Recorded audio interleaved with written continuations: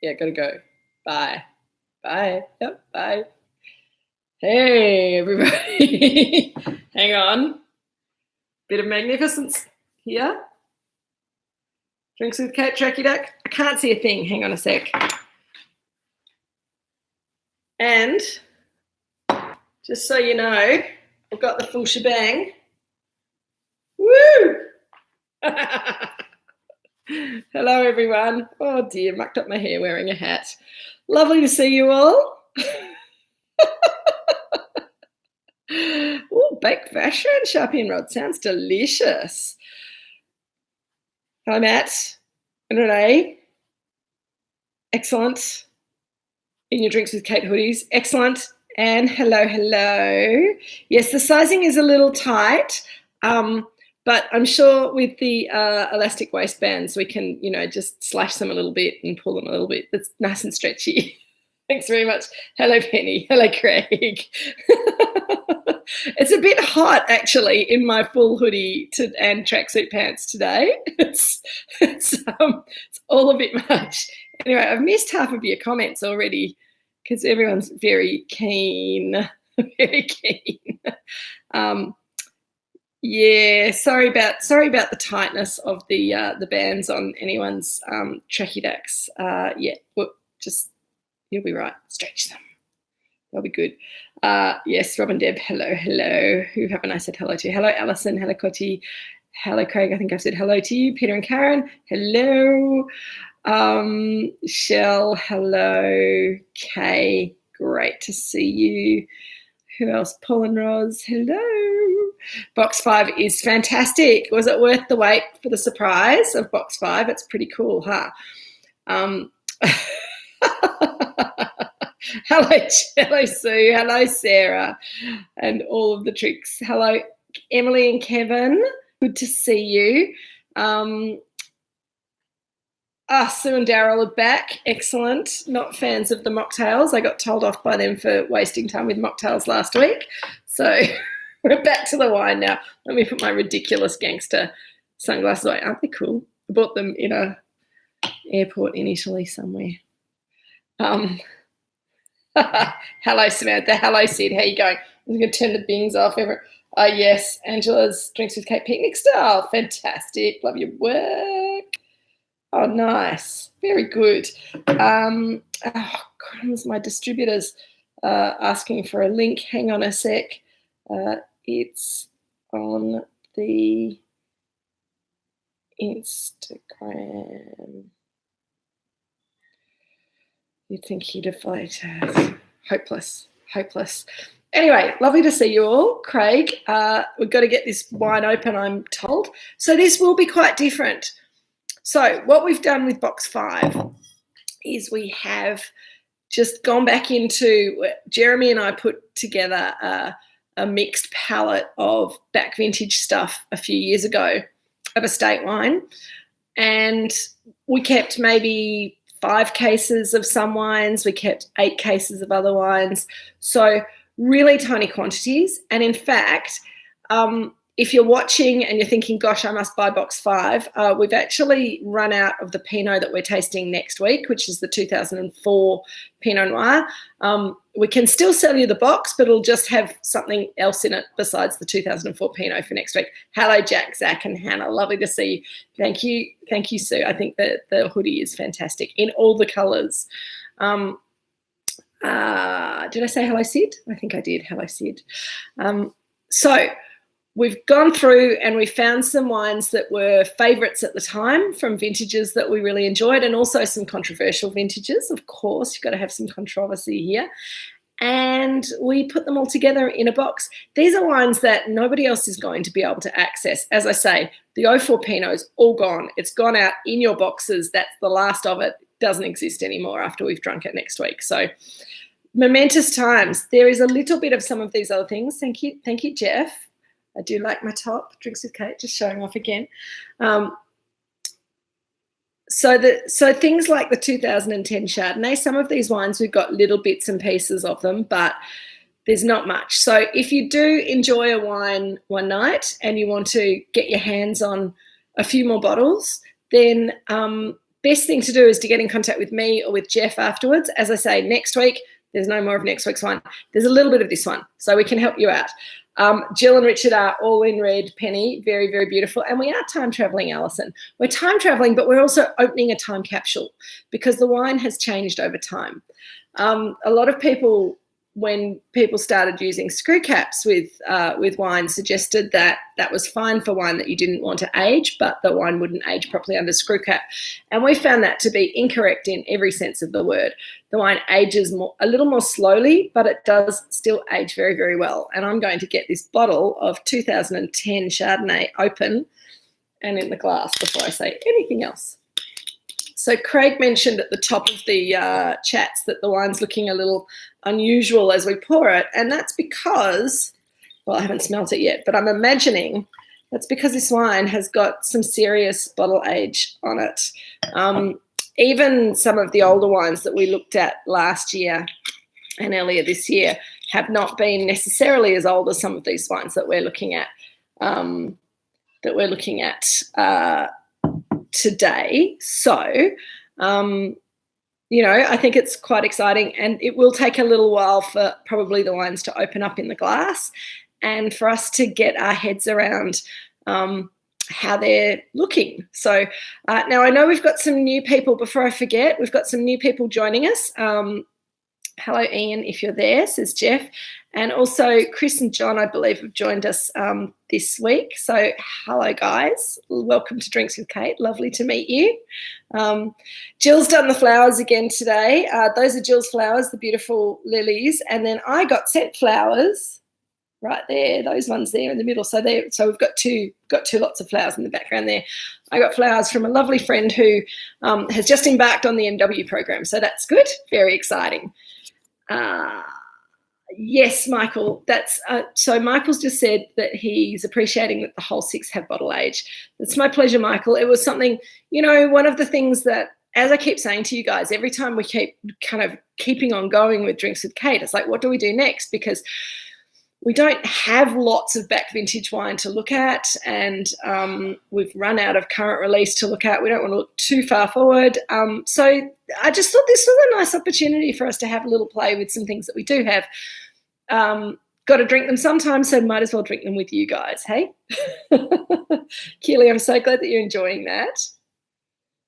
Yeah, okay, so first thing to mention is the colour of that wine. It's quite a lot more golden than the younger Chardonnays that we've been looking at recently, and it's a completely different shade from the older Pinot Gris, which have got a little bit more of a coppery note to them. It's really bright gold in colour. Finally, I'm wearing the right coloured clothes to kind of show the colour of the wine against me. Just try not to spill it all over myself. I can only wear this tracksuit when I'm drinking white wine for obvious reasons. You're cleaning out my museum, Kenneth. Not necessarily clearing it up, cleaning it out. But yeah, very, very good place to use this. Very good place to use this wine, I think. Peter and Karen, not as dark as you're expecting. Well, I think that all of our wines don't take on a huge amount of colour with age, just sort of slowly developing a little bit more depth. So yeah, I think it's a 2010, so it's 11 years old, which is really, for me, I would say with our estate wines, they're made to drink when they're released, but I also find that they age really nicely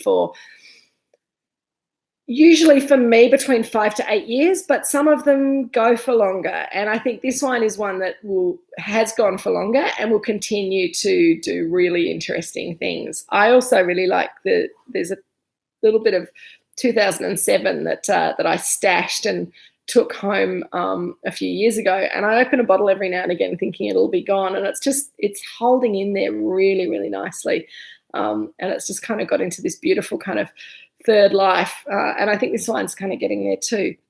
So let's have a little smell and a little taste, and then I'll tell you about 2010 if you might be able to remember the vintage, but it was quite a momentous vintage for the Mornington Peninsula. All right, on the nose, it does have, so it's really interesting on the nose. People talk about Chardonnay, grapefruit, and citrus fruit characters and maybe some peach. Now, for me, this has still got a little bit of, it's almost like sort of crystallized lemon rind, a little bit of grapefruit, almost not quite grapefruit marmalade, but it's kind of going grapefruit confit kind of character. But it's also got a slight crystallized pineapple character to it. Not too much, just a lovely little hint of that, which is seen as, we go on about, pineapple being an evil word with Chardonnay, with Australian Chardonnay, and it harks back, as we've been talking before, to those Chardonnays from the 80s and 90s that were very, very ripe and tasted like canned pineapple juice. This is not that kind of pineapple. It's just that little kind of hint of crystallized pineapple, hint of there's a little bit of peach and pear, but there's also these beautiful secondary and tertiary characters. There's a honey note, there's a caramel note, there's a sort of a toasted cashew nut note there. There's a butteriness there. It's almost like a lemon butter, lemon curd kind of character. It is Are You Okay? Absolutely yellow hue for Are You Okay Day, and I hope everyone is okay. It's been a weird year and everyone's got some good reasons for not being totally okay, but hopefully this is making you feel a little bit more okay about the week, this lovely Chardonnay. And Shell, I'm glad to hear that you're eating Comté with this wine, because it will be a perfect match. So just opening up, more air. You get good, Craig. I'm glad to hear it. Keep swirling it, and those little kind of crystallized pineapple honey notes will come up, but you'll also get a little bit more of that cheesy, slightly, there's almost an earthy truffly note in there as well, which is really lovely. Aged Gouda, definitely darker than the Chardonnay, and would be also a beautiful match, Zach and Jack. Those kind of aged hard cheeses that caramelize with age is also fabulous. I'm very glad, Alison. I feel very humbled to be the highlight of anyone's week, and I think it's probably more about the wine, but that's okay, as long as this is making everyone happy. It is absolutely, Michael, the sort of wine that the nose tells you what you'll taste, and I can just keep sitting here smelling it and smelling it and smelling it for a ridiculous amount of time before I even think about putting it in my mouth. It's really quite exciting. Let me just check someone. Oh, Ian's trying to. Sorry. Ian, are you on yet? Are you watching? White chocolate. He's tasting anyway. Ian, who sells our wine, is talking about some little white chocolate notes as well, and I think that's right. It's white chocolate, but also that sort of caramelized. If you get white chocolate and you cook it, before it burns, it gets kind of caramelized, and there's that note there as well. Okay. I'm going in, I'm going to have a little sip. It's changing all the time in the glass, and that's the thing that I think is really awesome about a wine with this sort of age that's still in a really interesting part of its life. It keeps changing the glass. It's opening up. It's reacting to the air. It's reacting to a little bit of warmth. Truffle manchego, Shell, that would be beautiful. Yeah, there's just this little white truffle kind of note there. Takes me back to Italy, but it doesn't take much to take me back to Italy at the moment. I'm fantasizing about traveling again this week.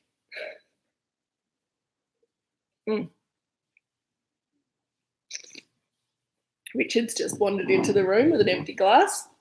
Here you go, Father. You need to get that in your glass and get some air into it. It's delicious. Jeff, a great match with traditional roast chicken. He's not wearing his tracksuit, disappointingly. Can you go and change into your tracksuit and then come back and show everyone? No, he said no. I might have to show you guys the photo if you haven't seen it on Instagram. He's a little bit embarrassed about the photo on Instagram. I told him that it was really cool, but he doesn't believe me. So Jeff is commenting that it's more elegant than he expected. And I think that this comes back to what I was starting to, I know we need the Red Bandits back again. Maybe Jill will come out in her red tracksuit. Hang on a sec, I'll show you a picture. It's pretty wonderful. Here we go. Richard. Looking absolutely, hey, hang on. It's not really working very well on the screen, but anyway, have a look on Instagram under the Moorooduc Estate profile. They're up there for all to see. It's wonderful. So, dill chef cashew nut cheese. That sounds lovely, Emily. How's it going? Is it working with it? I think that could work really, really nicely. I think that little bit of dill that slightly goaty sort of flavour. Cashew nuts work perfectly with this wine. So, yeah, I think delicious. Roast chicken with wholemeal sourdough. How yummy, Kay. That sounds beautiful. Taleggio penny. I think that would also be terrific. Yes, Nina. Oh, hello, Nina. Have you got Peter with you? The photo is glorious. And I've actually matched it up with a photo of me and Polly looking resplendent in our cream. So, okay, now people are starting to ask technical questions, Craig. So let me tell you a story of this wine. 2010, they do look like the Incredibles, Peter. I'll tell them that. They won't know what that means, but I'm sure once I explain, they'll appreciate it. So 2010, if you remember back 11 years, 2010 was the year that the drought broke. So we'd been in drought for a really long time. We'd had that awful year of 2009 where we had the awful bushfires. We had those two incredible heat events. It was really quite traumatizing and quite hard to grow grapes. So 2009 was hard work. ScoMo. Oh, are you booked, Michael? Well, I don't think I'll be going to Italy in December, but if I can go to Italy next year, I will be absolutely delighted. That sounds awesome. Good, Michael. You have to send us some photos when you're there. So 2010, the drought broke. The rain fell. It was beautiful. Everything greened up. The rain fell at the right amount of time. We had some nice sunshine, and everyone on the peninsula who was growing grapes and making wine in 2010 said very confidently, best vintage ever, vintage of the century. And everyone was very excited about 2010. I'm not sure if all of the wines have lived up to, well, it depends how you judge this kind of thing. If we're talking about deliciousness as young wines, the 2010 wines were absolutely delicious as young wines. The Pinots were lush and plush. The Chardonnays had good flavour but really lovely structure. And I think personally that the Chardonnays have maybe aged, well, our Chardonnays have maybe aged a little bit better than the Pinot Noirs. The Pinot Noirs had a beautiful lifespan of about 5-8 years. They were great, but their tertiary kind of life, they kind of just some of them fell a little bit flat. They're not terrible wines. They're just probably, to my mind, not the best long-living wines, Pinots that we've made, either before or since. I think 2008 Pinot is more exciting. I think the 2004 Pinot that we're going to have next week is really interesting. 2012 was a beautiful year for Pinot. So we'll talk about that more when we're talking about Pinot. With the Chardonnay, a lot of people are saying that this wine is not as rich as they thought it was going to be. And this is because I think that from about 2008, maybe 2006, we were starting to refine our picking Chardonnay decisions, and we were, by 2010, picking our Chardonnay a little bit less ripe than we had 5-10 years prior to that.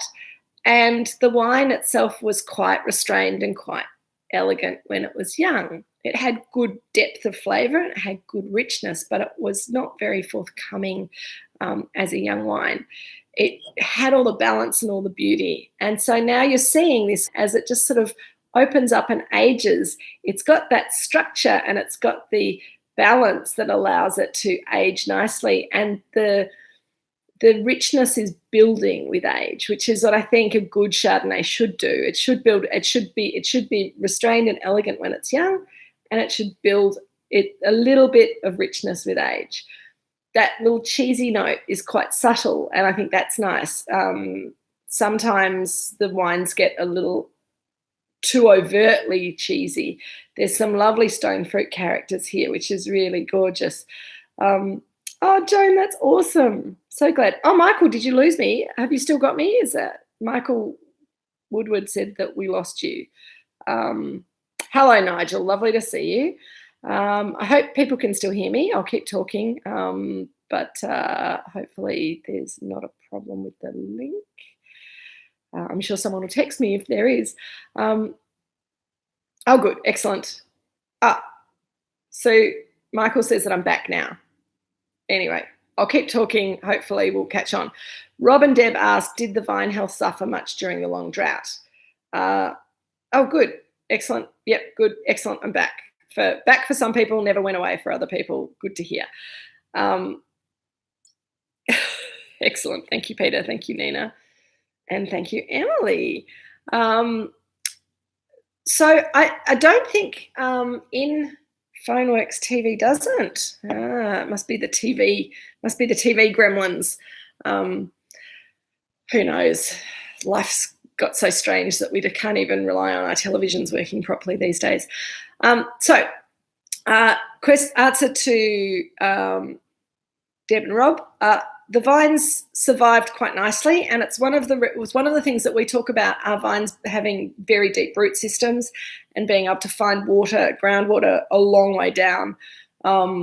We were not irrigating the vines during that time, and we were lucky that we had old vines and that we weren't trying to establish new vineyards, because that would have been really hard. But no, the vines seem to they struggled a bit during that difficult time, and I think one of the reasons that 2010 was very good was because the vines had been sort of under a bit of stress from the drought for such a long time, and then they had beautiful weather, so they didn't overcrop, but they had more energy and more vigor to put into ripening the grapes beautifully. Matt, the wine I think is at its best now. It could age further. I don't think it will really get much better than this, but who knows? As I was saying before, the 2007 that I've got at home, I've still got half a case, and every time I open it, I keep expecting to have to put it in the risotto because it will be gone, and it's delicious. These wines seem to hang on in there for a lot longer than we expect them to, partly probably because of the screw cap, but also they get into that nice kind of caramelly kind of cheesy truffly zone, and that just kind of if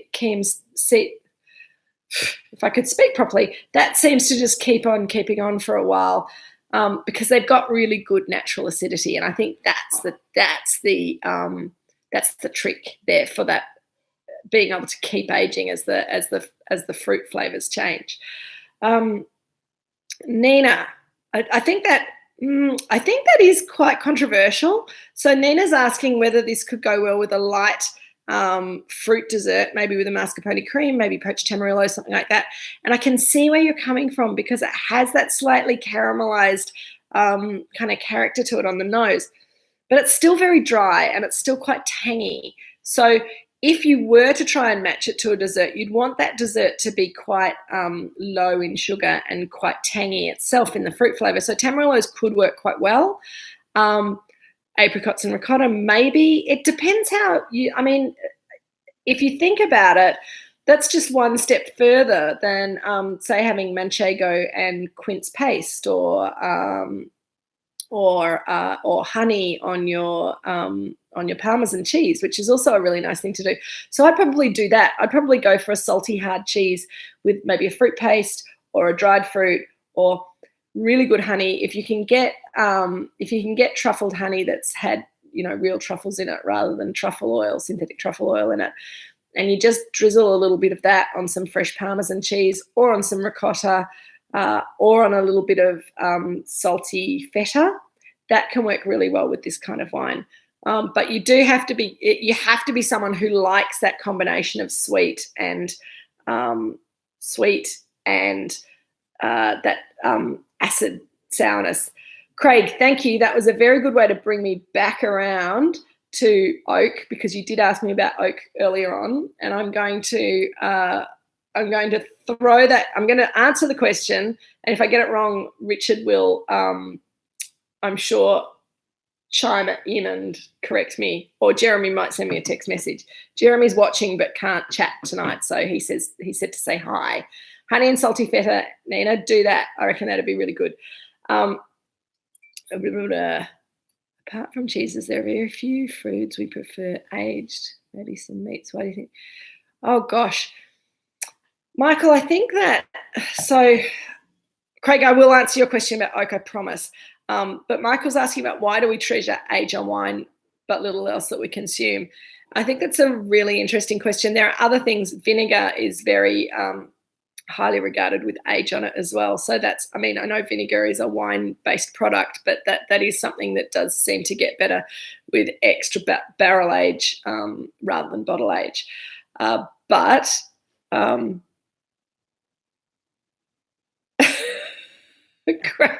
your MBM plan? Is that what you're saying, Craig?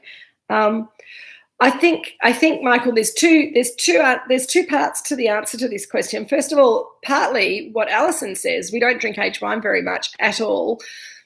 A lot of people don't. Not many people have a cellar. Not many people understand how to age wine. So people get very intimidated by the idea of aging wine, and they say, well, how do we know when it's going to be at its peak? We should drink it earlier rather than later. Just to make sure it hasn't gone off. Wine's not going to go off, but it does lose its excitement eventually.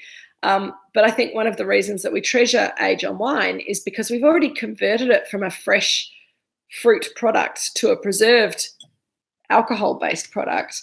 And the alcohol and the acid and the phenolics in the wine and the tannins in red wine, but the phenolics in the white wine all come together to help the wine to continue on. And the way we make the wine prevents the wine from just evolving straight away into vinegar. And so those techniques that started out as a way of preserving fresh fruit for a lot longer than you could preserve it when you didn't have refrigeration and you had no other way of preserving it, fermenting it into alcohol, fermenting it into wine meant that it was stable enough that you could keep it for longer. You didn't have to eat it all straight away, that you could get the nutritional value from wine in an ongoing way. But then I think that probably the stockpiling of wine and the aging of wine was something that we discovered slowly. And sometimes when wine gets aged, it gets less interesting and we go, oh, that's disappointing, we should have drunk it earlier.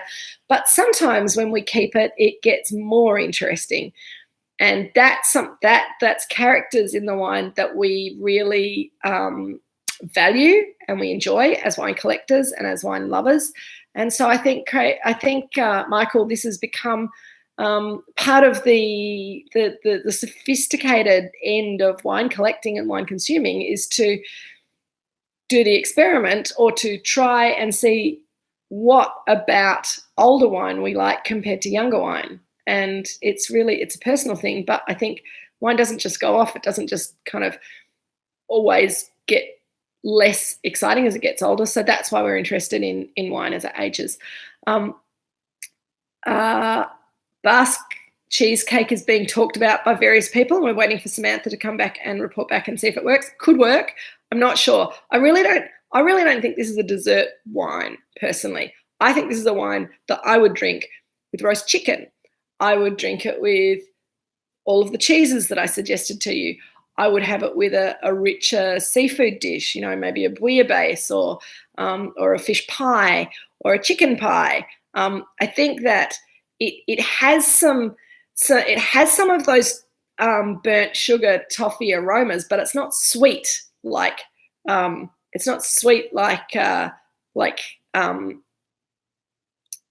dessert wine. So I don't really like dessert wine with dessert either. So probably the one prosciutto and melon, that could work, Pete. Absolutely. So people are talking about Parma ham and how delicious that is working with this. And I think that's right, because Parma ham has a sweetness and a saltiness. Yes, Samantha's reporting back to say it's very weird with the cheesecake. I really don't think it's going to work with those kind of things. Emily, at Cellar Tracker to give us a guide on when to drink our age wines.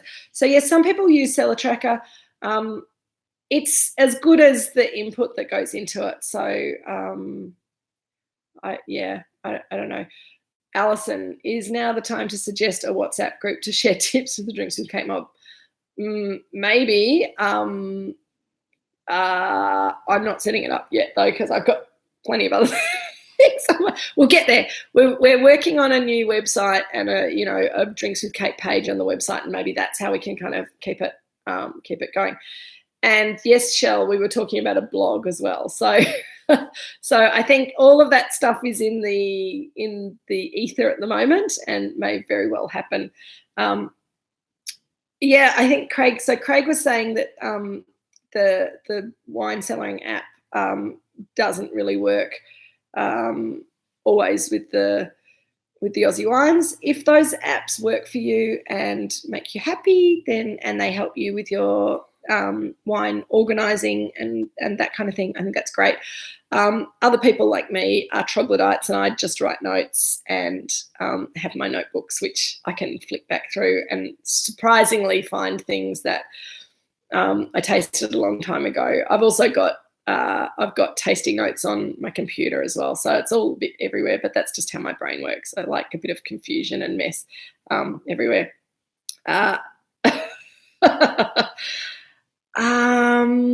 Somebody else asked a question. Oh, Sid, 07 and 11 have more acid. I'm not sure about 07, but 11 certainly was a cooler year. I'm trying to think back to 07 as a year. 07 was quite warm, so 07 probably didn't have a lot more acid. I just think the 07 actually is quite similar to this. I think that 06 was a cooler year and had a bit more structure to it. 11 we're going to be tasting in 2 weeks' time, so we can talk about that then. So just remember what this wine tastes like for 2 weeks, and then you'll be able to compare it in your brain. Thank you, Penny. Handwritten notes work for me brilliantly. So, Craig, your question about oak. Now, I'm going to say that by 2010, we were pretty much on the winemaking and oak regime that we're on now. We've done a little bit of fiddling around with it. And probably 10 years before that, we might have been using up to 50% new oak on certainly our wild yeast Chardonnay, which became our duck Chardonnay down the track. But this one, I would say, probably had about 30% new oak, if that, maybe 25%. There's a little bit there, but I think that those other nutty, caramelly characters that you're tasting come from the aging of the fruit. Also remembering that this fruit in 2010, this wine would have had fruit, if not 100% from the McIntyre vineyard, it would have been almost 100%. And I think in 2010 it probably was pretty much all from here. We started kind of blending with the Robinson vineyard around about that time, but I think maybe a little after that, but I could be not quite right. But I don't think that the winemaking with this wine is very different from the winemaking that we do today, and that includes the oak regime. So yeah, 25-30% new oak, all French oak, still barrel fermented, all those things. So the winemaking hasn't changed much. Maybe the fruit's slightly riper even than we would pick it today, because we're still kind of just tweaking that a little bit. But I don't think it's that different, really, to be honest. I just think that those differences in flavour comes from that structured but powerful vintage of 2010 and the 11 years that it's spent in the cellar. And it's been cellared here at Moorooduc Estate in very good conditions for its whole life. So that wine is probably looking as good as a 2010 estate Chardonnay would be looking anywhere in the world. So I think it's pretty cool, huh? Thank you, Sharpie and Rod. I'm glad you're enjoying it. Okay, look, I think MS OneNote, everyone's got good different ways of organising their brains and their wine stuff. So yeah, I think that's good. Excellent with pizza with mushroom, macadamia cheese, hint of truffle, Istra prosciutto, mozzarella, and spinach topping. Sounds yummy, Samantha. Sounds delicious. I just think it's, this is one of my little secret pleasures is wine of this sort of age, Chardonnay of this sort of age, just doesn't need food. It's kind of like it's like a meal in the glass. It kind of doesn't need to be matched to food at all. There you go. That's controversial. I've just been telling you all about wonderful food and wine matching, and it's wonderful to match it to food as well. But to sit and just drink a glass of it slowly and think about it and enjoy the flavours, maybe reading a book, maybe having a bubble bath, you know, that kind of thing works pretty well.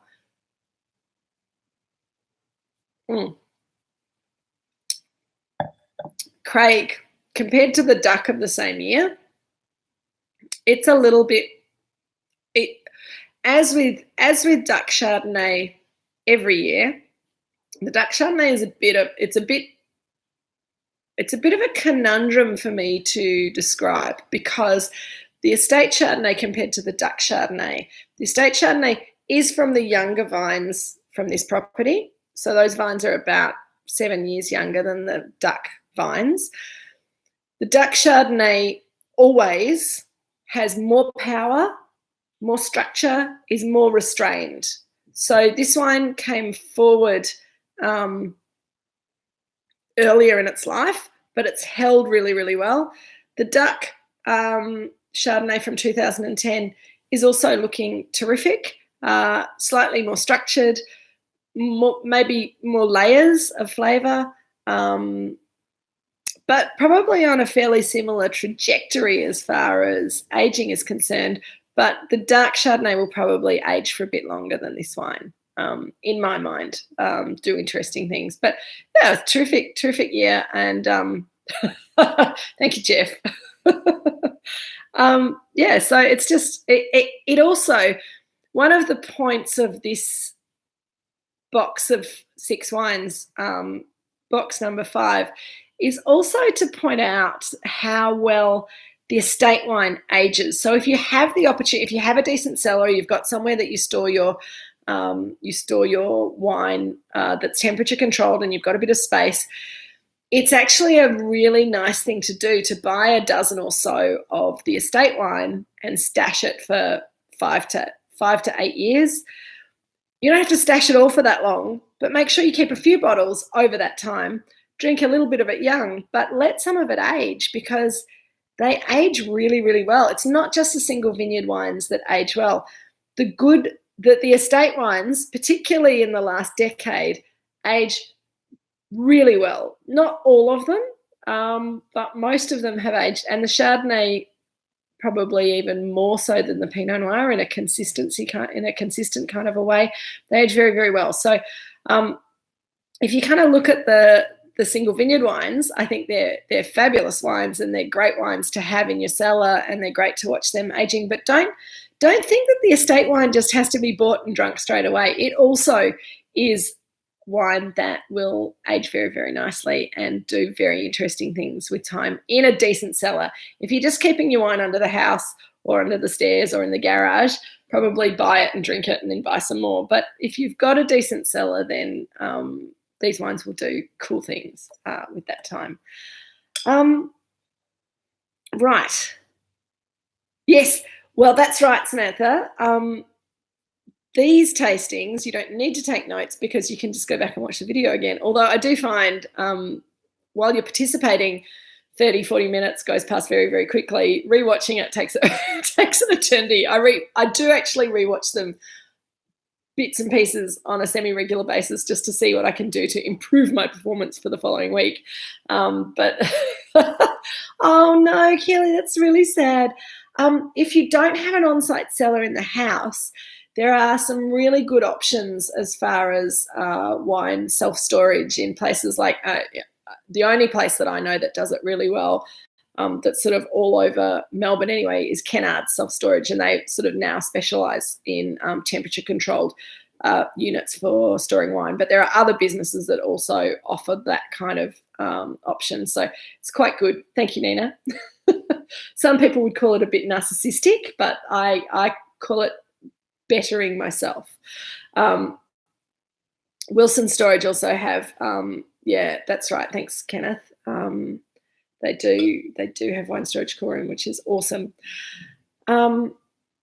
Ah, good. And do you know the other good thing is if you have your wine stored off-site, then you can't get squiffy and go, oh, let's open another bottle and open something really special by mistake. Zach and Jack, I'm very glad that you guys have enjoyed this wine tonight. I think it's very exciting. Next week is going to also be super exciting. We're going to be drinking a bottle of 2004 Moorooduc Estate Pinot Noir. Now, 2004 was the first year that we converted to screw cap, and 04 was a really interesting year, and I'm really looking forward to drinking that wine with you guys next week. Kay had some stuff. That's great at the top of your bookshelf. That's that's good. Excellent. So everyone, it's been really lovely. I can't wait till next week. I will send you an email on Monday to give you some food matching suggestions, although I think that those of you who have been doing this with me for a while would be pretty good experts on matching food to our Chardonnays and our Pinot Noirs. But I'll have a few little suggestions. And thank you, Shell. I'm not sure if I'll have a bubble bath tonight, but, you know, who knows? It's been awesome, guys. Enjoy the rest of your Chardonnay if you haven't finished it yet. Take care. Look after yourselves. Be nice to each other and be nice to yourselves. It's been awesome. Love you all. Have a great week. Enjoy your tracksuits. Cheers.